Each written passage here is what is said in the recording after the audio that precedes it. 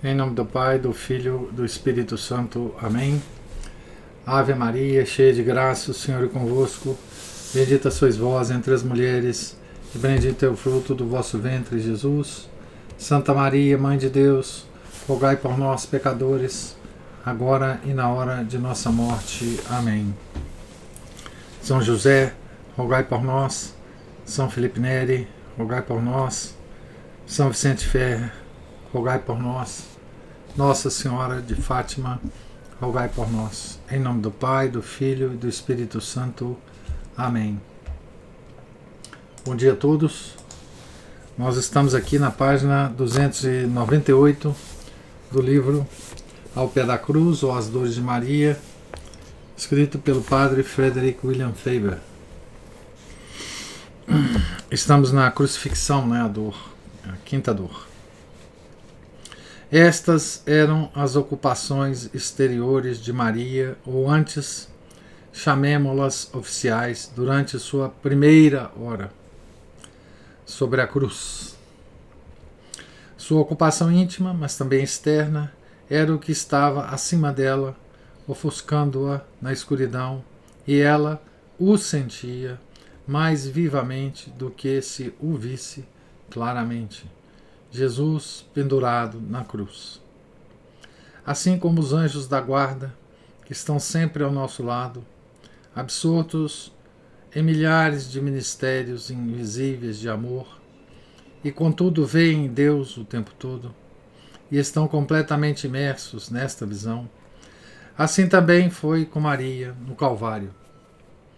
Enquanto parecia ser testemunha e ouvinte atenta dos homens que dividiam as vestes de Nosso Senhor e da fixação do título da cruz, ou parecia ocupada com a conversão dos ladrões, ela fez todas estas coisas como os santos fazem, em êxtase, com atenção perfeita e precisão impecável, mas ainda assim absortos na presença de Deus e escondidos em sua luz. Passou-se uma hora inteira. Jesus estava em silêncio. Seu sangue incendiava-se por causa da dor. Seu corpo começou a pender da cruz, como se os cravos quase não o suportassem.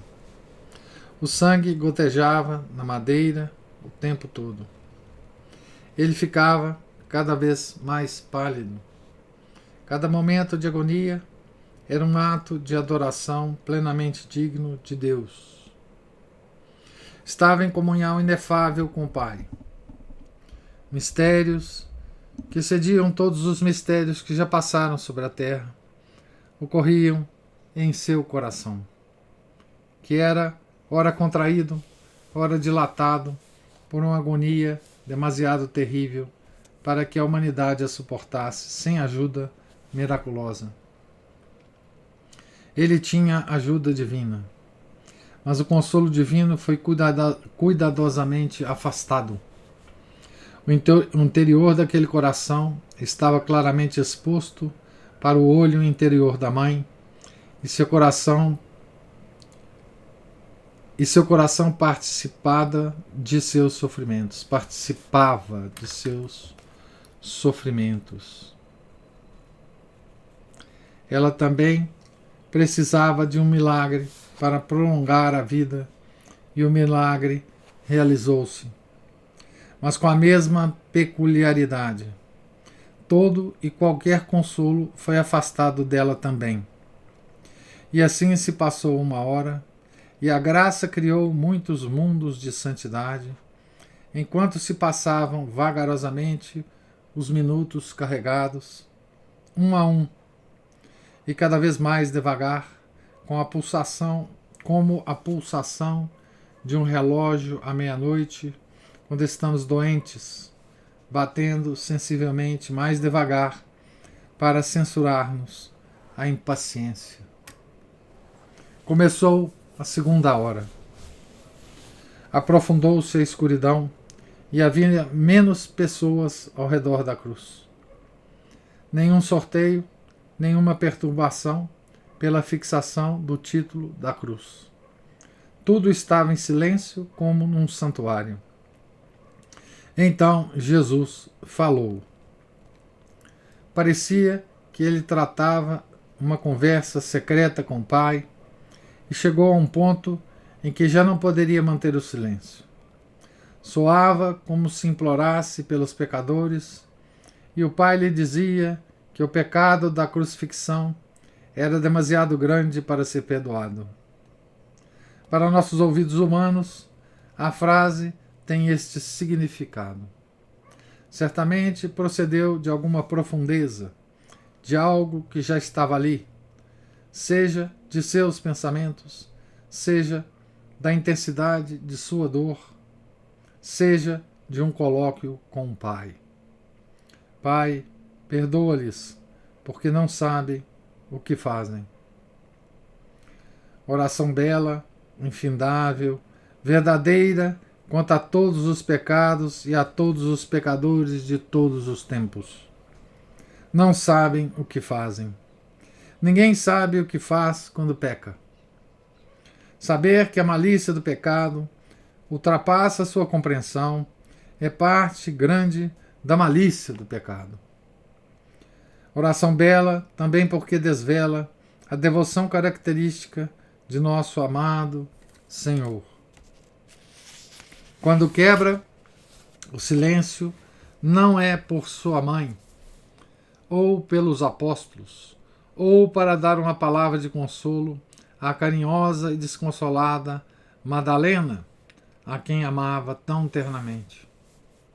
É pelos pecadores, pelos piores, por seus inimigos pessoais, por aqueles que o crucificaram, pelos que gritavam atrás dele pelas estradas e que o sobrecarregaram com as piores indignidades. É como se em Nazaré ele parecesse amar sua mãe mais que ao mundo inteiro, mas agora no Calvário, quando a agonia tinha descoberto as realidades mais profundas e os últimos segredos de seu sagrado coração, descobrimos que sua devoção principal era os pecadores. Maria foi ferida por essa revelação? Saber que seu primeiro pensamento não era ela foi causa de dor? Oh, não! Maria não possuía interesses próprios no Calvário. Estes não poderiam viver aí. Se seu coração bradasse no mesmo momento que o de Nosso Senhor, pronunciaria a mesma oração e com as mesmas palavras descarregaria aquilo de que estava repleto.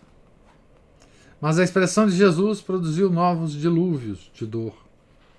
O próprio som de sua voz sobre ela, no eclipse escuro, derreteu-lhe o coração. A maravilha de seu silêncio conformado era mais patético agora que falou. O pesar parecia alcançar os limites, mas não alcançou. Estas palavras derrubaram os muros, abriram para ela um mundo inteiro de dor e derramaram águas sobre ela como um dilúvio irresistível. O tom tão conhecido feria-a como uma lança. A própria beleza das palavras causava-lhe angústia. Não é comum que as palavras pronunciadas no leito de morte sejam angustiantes por serem tão belas, tão incompreensivelmente repletas de amor? O coração quebrantado de Maria alargou-se e pôs dentro de si o mundo inteiro e banhou-o com lágrimas de amor. Para ela, estas palavras eram criadoras. Fez da Mãe de Deus a Mãe da Misericórdia. Ao se pronunciarem as palavras, mais rápida que a passagem da luz, a misericórdia de Maria lançou sobre o globo um manto de luz, embelezando os lugares feios e dando luz à escuridão, enquanto uma incrível dor se fazia coextensiva ao amor incalculável. As palavras de Jesus na cruz poderiam ser quase uma dor em si mesmas. Eram mais tocantes que quaisquer palavras já ditas na terra. A beleza incomparável da alma de Nosso Senhor carrega cada uma delas com esta mesma beleza, mas de maneira muito diferente. A doçura de sua divindade está oculta nelas, e pelos séculos dos séculos tem arrebatado as almas contemplativas que mais o amam. Se até para nós estas palavras produzem continuamente novas belezas em nossas meditações, o que elas não serão para os santos? E muito mais ainda, o que não serão para a sua Santa Mãe? Para ela, cada uma delas era uma teologia que extasiava o coração enquanto iluminava o entendimento. Ela sabia que seriam suas últimas palavras. Em toda a sua vida foram poucas as palavras, e agora, em menos de 2 horas, ele dirá 7 palavras que o mundo ouvirá e admirará até o fim dos tempos. Para ela não serão isoladas. Recordavam outras inesquecíveis. Ela não esquecera nenhuma. Interpretava estas pelas outras e as outras por estas, e assim produziam significados novos e múltiplos. Além disso, ela via o interior de onde brotavam e, portanto, eram mais profundas para ela. Mas a crescente beleza de Jesus tinha sido mais e mais uma fonte copiosa de dor ao longo dos 33 anos. Não era provável que a lei fosse abolida no Calvário. E não havia algo perfeitamente terrível. Mesmo para os olhos de Maria, na maneira como sua beleza divina, sua de Nosso Senhor, dirigia todas as coisas e começava a aparecer naquele eclipse.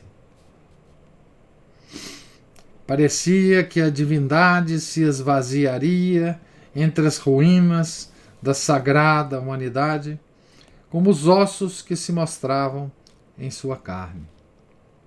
Era algo indizível. Maria elevou a alma à sua altura máxima para alcançar o ponto de adoração devida a Ele, e com tranquilidade reconheceu que isso estava além de suas forças. Sua adoração submergiu no mais profuso amor, e seu amor condensou-se sobre a sombra fria de uma aflição intensa, que espalhava uma dor intolerável por todos os lugares, à medida que as pulsações de sua voz clara e afável soavam e ondeavam através de sua alma profunda, de alma de Maria, né? O pensamento mais próximo do coração de nosso Santo Senhor, se ousamos falar dele assim, era a glória de seu Pai. Não podemos duvidar que depois disso, a afeição principal da natureza criada, que ele se dignara a assumir, era o amor por sua Mãe Imaculada. Entre suas 7 palavras há uma, a que se seguiu a absolvição do ladrão pela oração de Maria, que era dupla para ela e sobre ela. Estas são palavras criadoras para Maria e mais ainda criadoras para a Igreja. Sua fala procedeu de um amor insondável e de uma maneira tão misteriosa como adequada para aprofundar o pesar da mãe.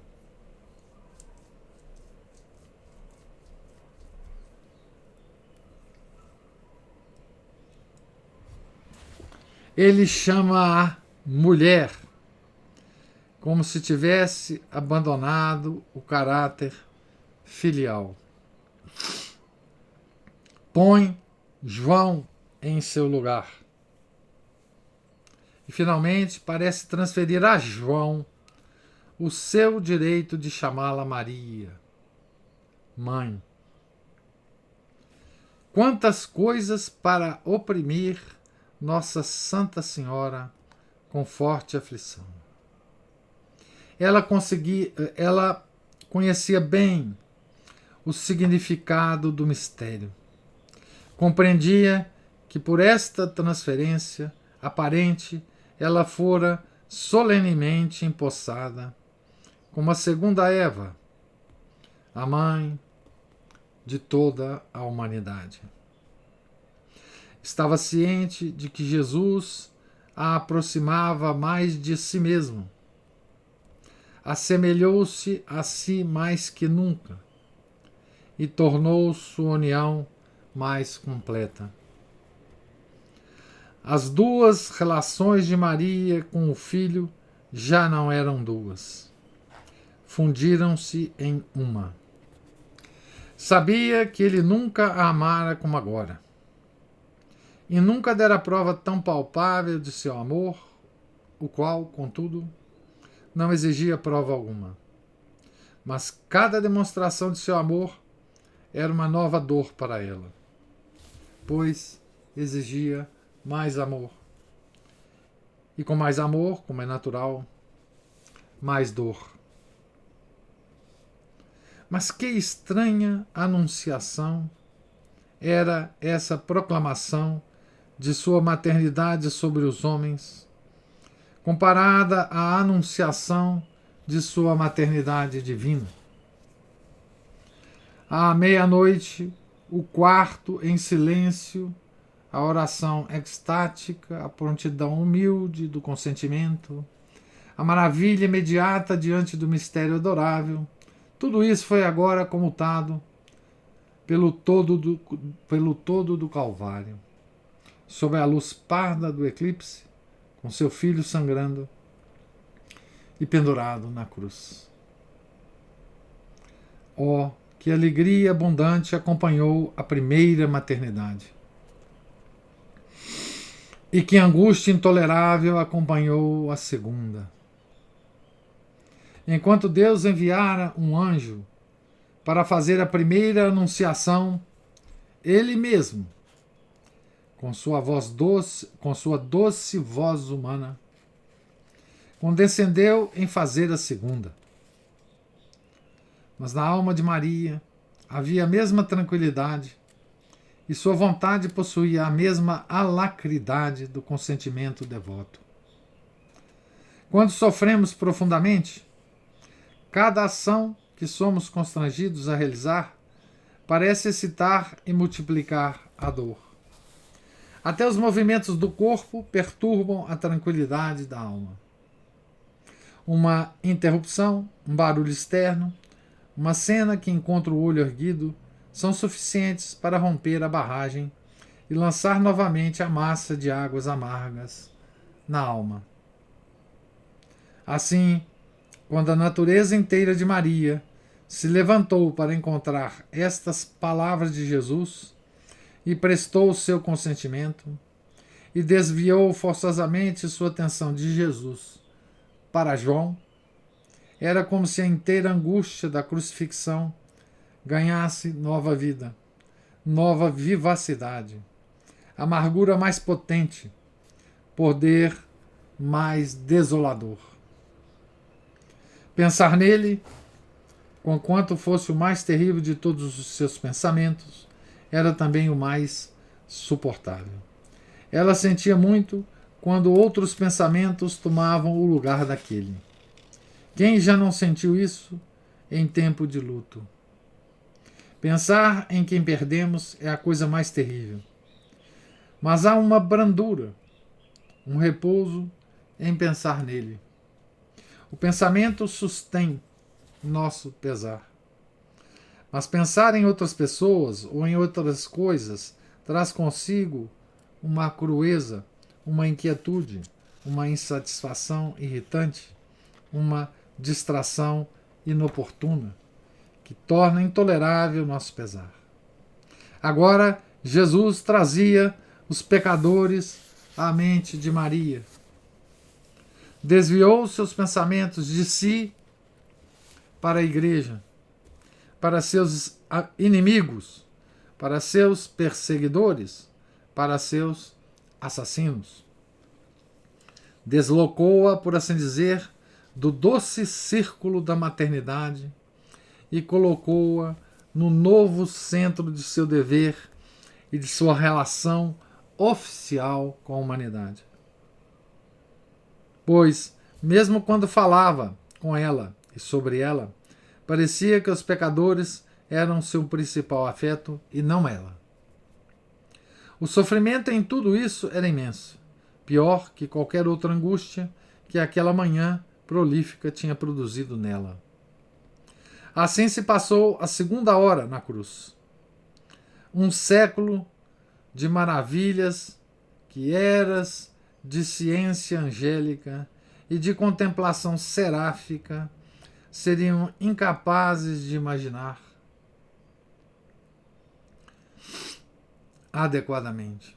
Jesus ainda vivia, o sangue ainda jorrava, o corpo ainda se tornava pálido em meio ao eclipse. Com o silêncio tinindo ao redor, menos quando suas belas palavras vibravam o ar, aprofundando aparentemente tanto a escuridão como o silêncio.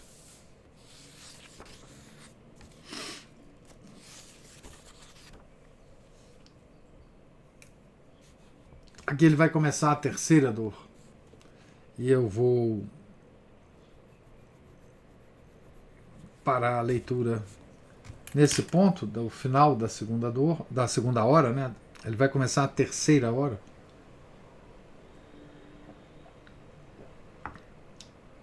Para a gente continuar a leitura na próxima segunda, né? Segunda da oitava de Páscoa.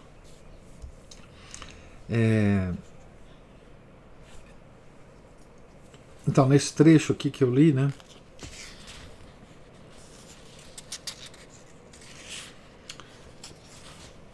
Padre Faber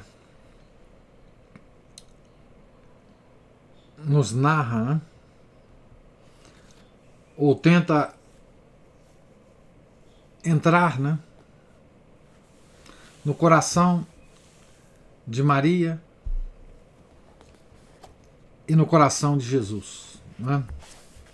Ele tenta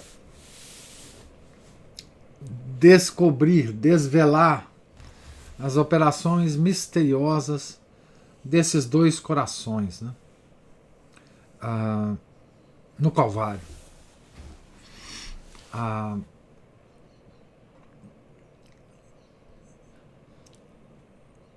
Ele tenta, de um lado,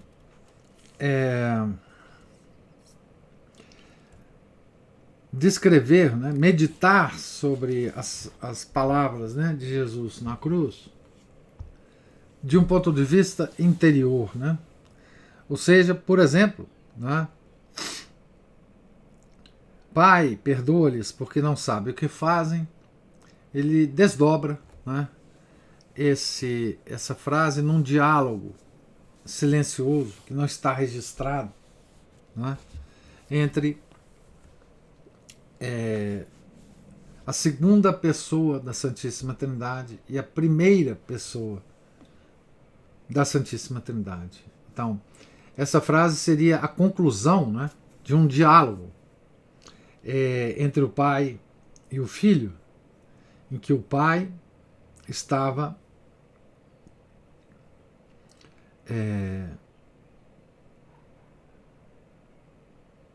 querendo, né, punir aqueles que crucificaram Nosso Senhor. Né? E Nosso Senhor estava tentando convencer o Pai para não fazer isso. Né? Estava intercedendo junto ao Pai pelos seus inimigos, por quem o crucificou. Né?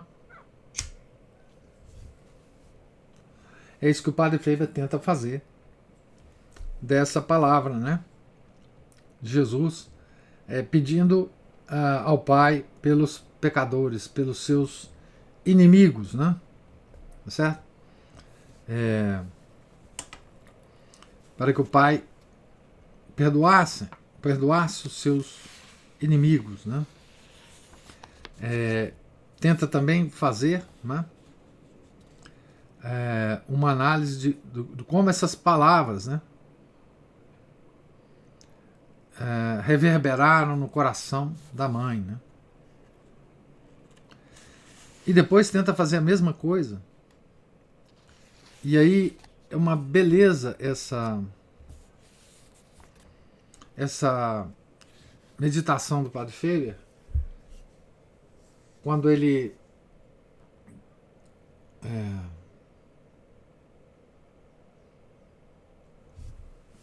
transfere a responsabilidade pelo cuidado de sua mãe a João, né? Certo? Ele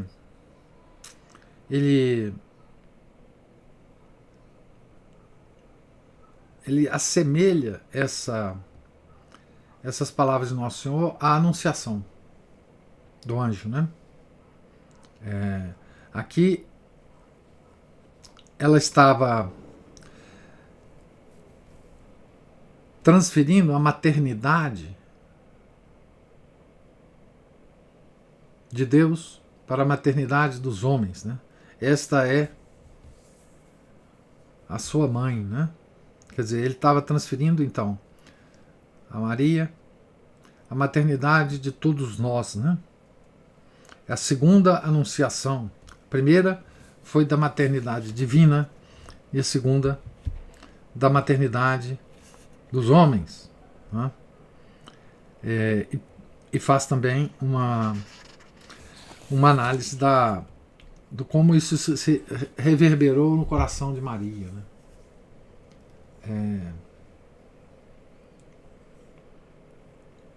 E é uma beleza, né? Poucos santos têm a capacidade de fazer esse tipo de análise, né? E sem cair em nenhum desrespeito, né?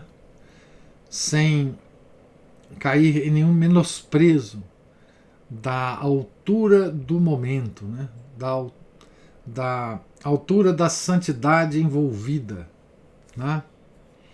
A santidade infinita de Nosso Senhor e a santidade elevadíssima de Maria, né? Então isso é uma beleza nessa segunda hora da crucificação, né? E agora eu passo a palavra a vocês para comentários e observações, né, dessa beleza de texto, né, que eu acabei de ler.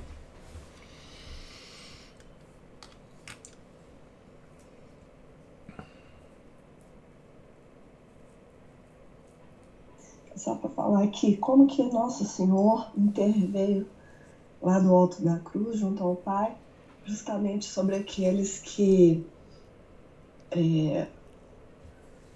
ele reconheceu que haviam estado com ele no templo, e hoje São Lucas no Evangelho fala isso, né? Fala. Poxa, eu estava com vocês no templo, isso, conversando, etc. Vocês nunca falaram isso, nada. As mesmas pessoas, né? Exatamente. Ele estava orando por Herodes, por Pilatos, pelo Caifás, pelo Anás, né? Pelos piores inimigos dele. Não é por qualquer um. Né? E por nós. Né? que também somos os grandes inimigos dele, né? Muitas vezes na nossa vida nós somos os grandes inimigos dele. Enfim. Porque às vezes nós estamos lá na missa, né? E depois. Exatamente. Ouvindo ele, né? E depois. Isso. E depois. Crucificamos ele através dos nossos pecados. Isso. E uma outra coisa que me chamou a atenção é que Nossa Senhora, o Padre Faber fala aqui que Nossa Senhora, em nenhum momento pensava nela, né? E nós, é um ponto que eu pensei assim, que eu preciso olhar também para mim mesma, é que mesmo quando a gente se preocupa com os outros, tem muita preocupação conosco nessa preocupação com os outros. Né? Nós estamos com medo do que nós vamos sofrer. Exatamente. Quer dizer, nós nunca esvaziamos nosso coração de nós mesmos, né? E essa característica de Nossa Senhora, que é elevadíssima, né? O Padre Faber, em outro ponto, acho que na terceira dor, ele fala que uma das disposições mais salutares para a gente ter em nossas próprias dores é que, enquanto as sofremos, nós nos preocupamos com as dores dos outros e não com a nossa dor, né? Ele fala isso com muita veemência, acho que na terceira dor, né? Como sugestão, como direção espiritual, né? Ou seja, uma das formas de santificar a nossa dor é nos preocuparmos com a dor dos outros enquanto nós estamos sentindo as nossas próprias, que é exatamente o que a Nossa Senhora sabia fazer com tanta elevação, né? A Giovana levantou a mão aí.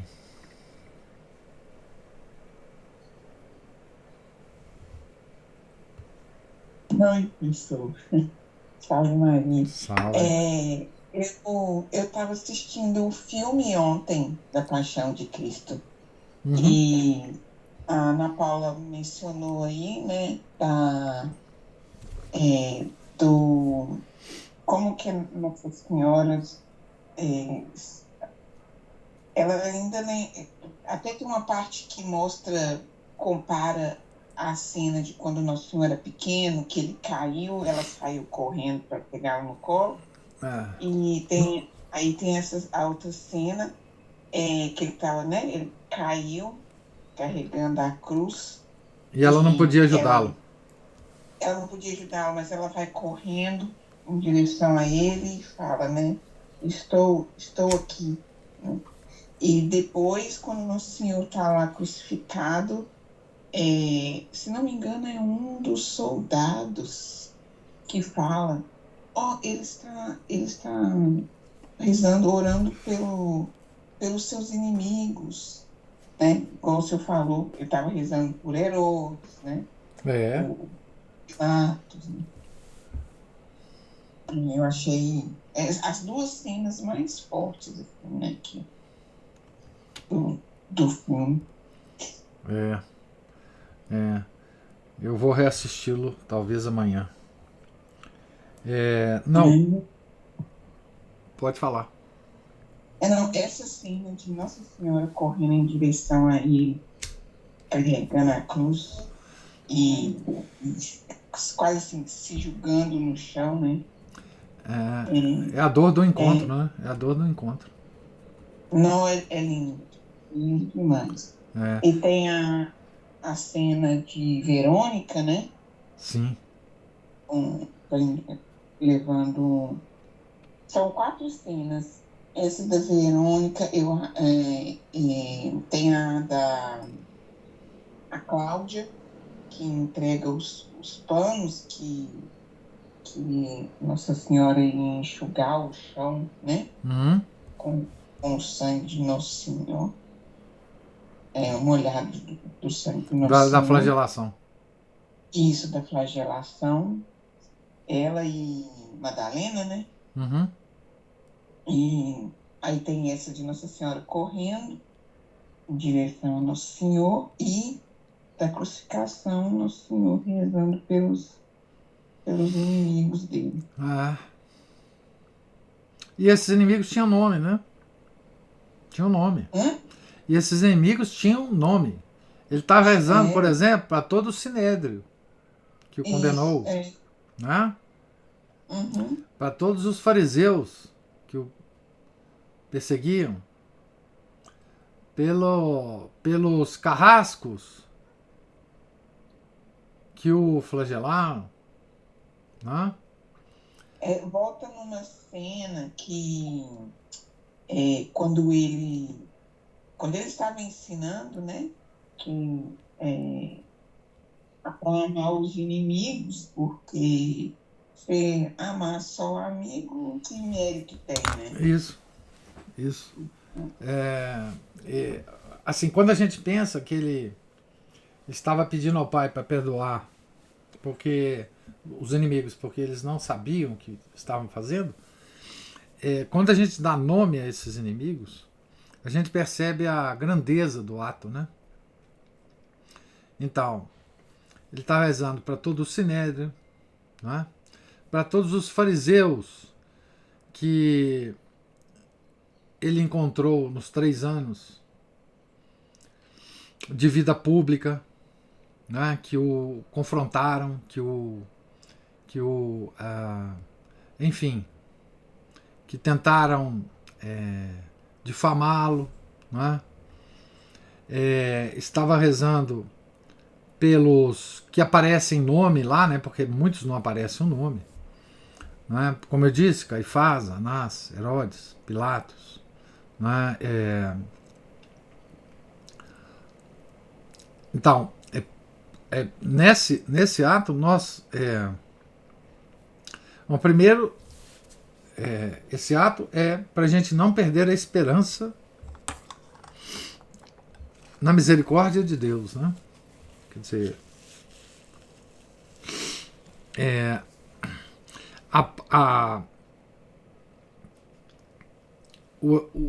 a forma apropriada de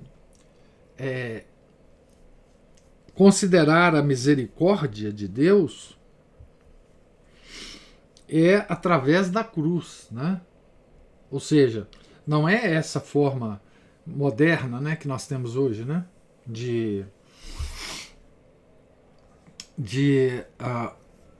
digamos assim, festejar, né, a misericórdia de Deus, esquecendo da sua justiça, né, e do que ele e da sua redenção, né. Então a forma de que é uma forma que a igreja já esqueceu, né. Então, nesse momento, nós temos que ter a esperança de que, mesmo nós tendo sido inimigos de Deus em vários momentos da nossa vida, né, Ele pedirá ao Pai a nossa salvação, né, como pediu na cruz, né. Então, é essa misericórdia vista por meio de nossos pecados e de nossas ofensas a Deus, é a forma, me parece, apropriada de considerar a misericórdia de Deus, né? Quer dizer, ela excede muito os nossos méritos, excede muito as nossas culpas, né? Por mais que elas tenham sido terríveis, ainda há no coração de Nosso Senhor aquela vontade de nos salvar, né? Essa é, de fato, Quer dizer, é a misericórdia infinita ao lado da justiça infinita, não é? Que é um mistério para nós, né? Mas me parece que essa é a forma de considerar de forma saudável a misericórdia de Deus, né? Ele tem reservas de misericórdia muito acima dos horrores dos nossos pecados, né? Agora, mesmo, veja, mesmo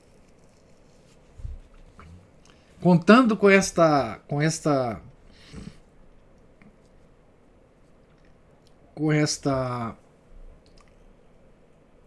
atuação de Nosso Senhor junto ao Pai,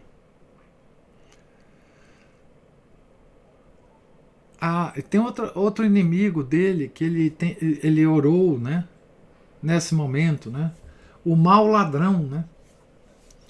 E de novo, o mau ladrão e o bom ladrão são exemplos particularmente eficazes para nós, né? Porque embora Nosso Senhor tenha intercedido por seus inimigos ao Pai, o bom ladrão se perdeu. Veja, o mau ladrão se perdeu.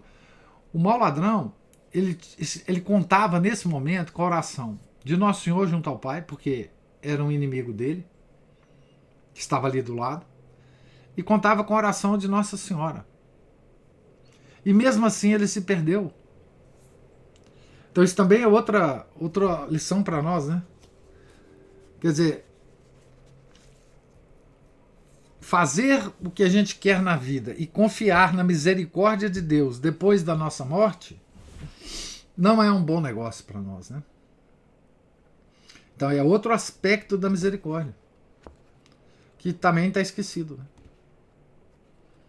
Também está esquecido por nós, né? Quer dizer, a misericórdia, ela atua desde que nós façamos alguma coisa no sentido dessa misericórdia. Ela, por si só, se não contar, essa misericórdia, se não contar com a nossa adesão, mesmo que mínima, ela não será eficaz junto ao Pai. Não adianta Nossa Senhora, não adianta Nosso Senhor. Ela não será eficaz. Né? O bom ladrão se perdeu, né? Judas Iscariotes se perdeu. Né? Então, Judas viu todos os milagres de Nosso Senhor, acompanhou tudo, todo o ministério público do Nosso Senhor ele acompanhou, e ele se perdeu. Ele se perdeu. Ele estava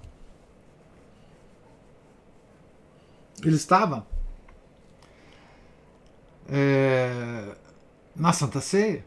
Ele estava na instituição da Eucaristia. Amanhã a gente vai lá, né? Ele estava lá. Veja que situação. Né? Então não adianta a eficácia da misericórdia de Deus, que é infinita. Ela por si só não é suficiente. Nós temos que dar um passo. Isso, de certa forma, é maravilhoso. Que é toda essa maravilha que a igreja moderna prega, né? Ah, misericórdia infinita de Deus. Mas é terrível. E essa parte terrível a igreja esquece, né, de hoje. A igreja de hoje, né, o clero de hoje. Que é a nossa adesão, né? O nosso esforço pessoal. Que é mínimo. Deus pede o mínimo da gente. Né?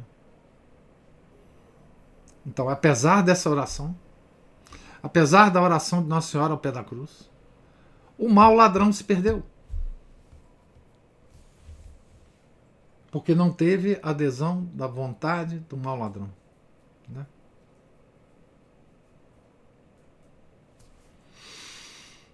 E isso é terrível.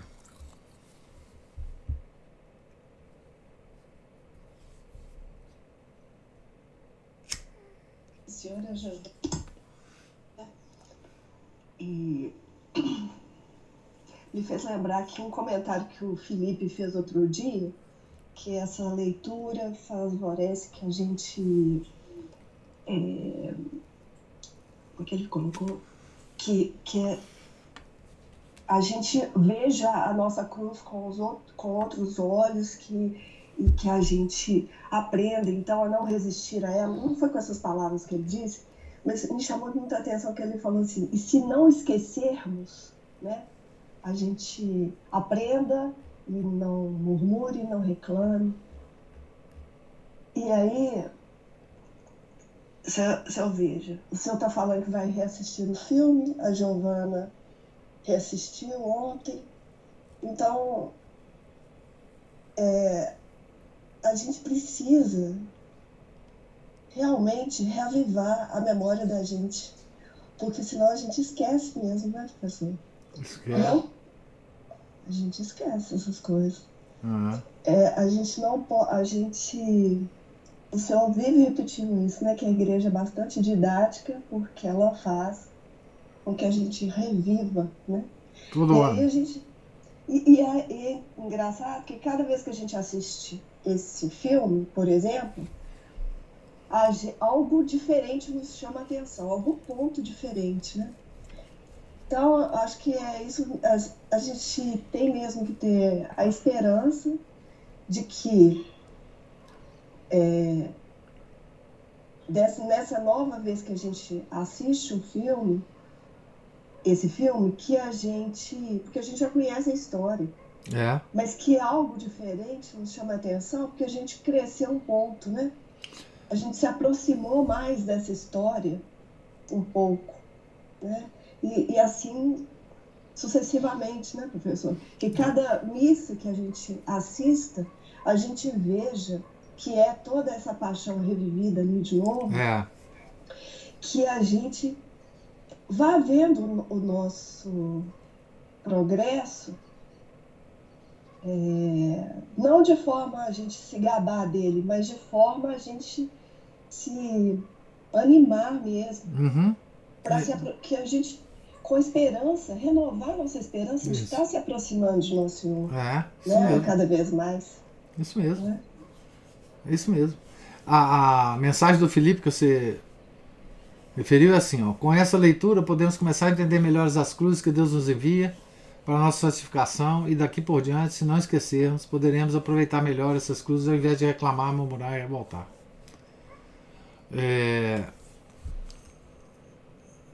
Sim, né? Quer dizer, o filme nos oferece, né? Eu costumo assistir o filme todas as quaresmas, né? Nós já até fizemos isso na nossa associação, né? Nós, numa determinada quaresma, nós passamos o filme lá e fizemos alguns comentários, né? Sobre ele. Essa história que a igreja todo ano repete, ela é uma história permanente, como eu disse para vocês. Essa história, uma vez acontecida, então naquela época, 2000 e tantos anos atrás, aconteceu essa história. Mas essa história, ela é revivida pela igreja para todo sempre, não é? Então é uma história para nós permanente, não é? É uma história que nós revivemos com o ano litúrgico, com o terço, né, com o rosário, né, os mistérios dolorosos, né? Nós revivemos em nossas meditações, né? A igreja valoriza muito as meditações sobre a paixão. Os santos sempre nos alertam sobre a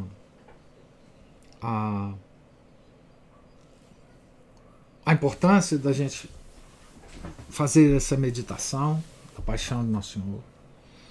Então, é uma história que não passa. Essa história não passará nunca. Porque foi um fato que ocorreu no tempo, num tempo histórico, não é? Mas que ela está encharcada de eternidade. Por isso que ela não passa. Ela é como se Deus abrisse um buraco no tempo para introduzir uma eternidade no tempo. Ela não passa exatamente por causa disso. Porque foi um sopro de eternidade que rompeu o tempo, esgarçou o tempo, como se o tecido temporal tivesse sido esgarçado e tivesse entrado um sopro de eternidade. Por isso que essa história é eterna. E a igreja recebeu a função de repeti-la, né? De repeti-la. Todas as missas, né? Nós somos levados a lembrar disso, da história eterna da nossa salvação. E por que ela é eterna? Porque é aqui que nós decidimos o nosso destino eterno. Por isso que esse rompimento, né, da segunda pessoa se encarnar, né, esse rompimento do tempo, do tecido temporal, ele é tão fundamental para o ser humano, né? E toda a sociedade humana, ela pode ser vista, toda a história humana pode ser vista, né, como períodos em que a sociedade se aproxima desse sopro de eternidade ou se afasta dele, né? Toda vez que ela se aproxima socialmente, politicamente, economicamente, a sociedade floresce. Toda vez que a história se afasta desse sopro de eternidade, ela fenece, ela murcha, ela empalidece, né?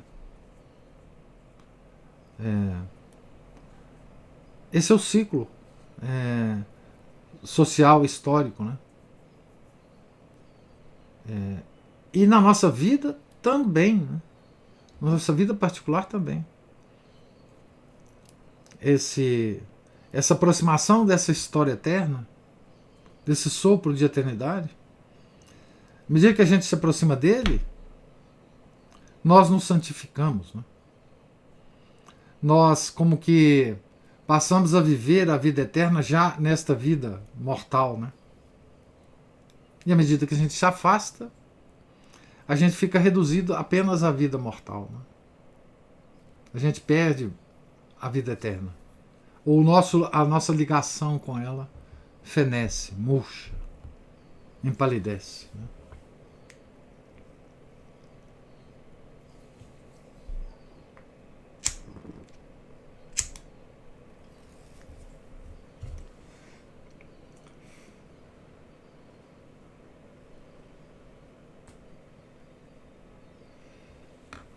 O Felipe está falando aqui que isso lembra ele ao período medieval, né? Que era feriado, né?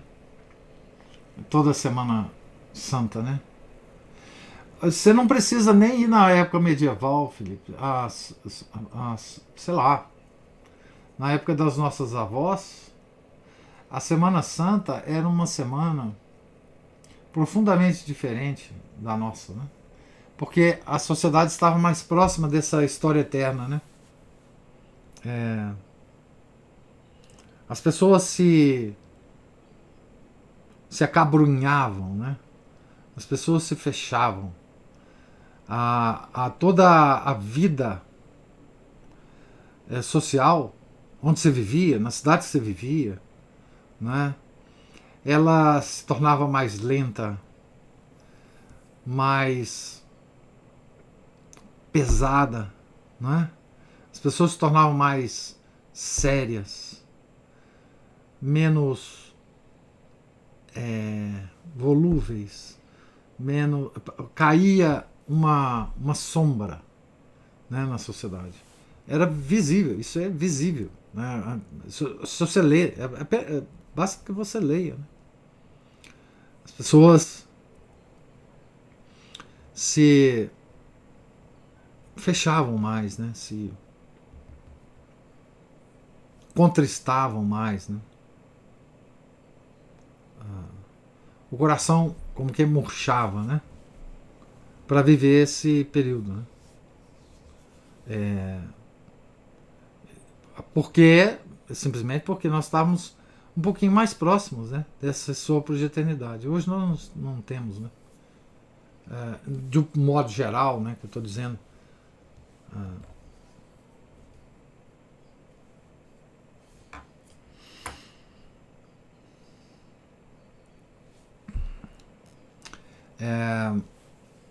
Diga, Ana Paula, ou Márcio. Só ia falar que o senhor deve estar terminando por hoje, né, a leitura por essa semana.